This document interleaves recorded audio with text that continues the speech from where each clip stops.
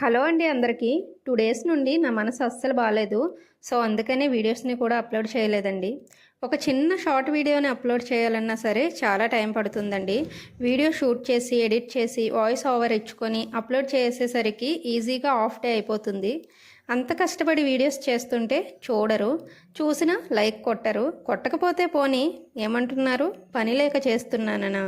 పని లేక కాదండి. ఖాళీగా ఉండలేక చేస్తున్నాను. చేస్తూనే ఉంటాను. మొత్తానికి 2 రోజుల నుండి నా మూడ్ ఆఫ్ ఫేస్ని చూస్తున్న మా వారు బయటికి వెళ్దాం అన్నారండి.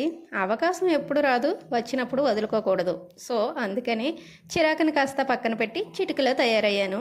2 టమాటా బజ్జీలను బజ్జీలాగా పంపించి ఒక పైనాపిల్ జ్యూస్తో చిల్ అయ్యాము. మేము వెళ్ళాలని అనుకోపోయినా సరే అమ్మ రప్పించుకోవాలనుకుంటే ఆగుతుందా?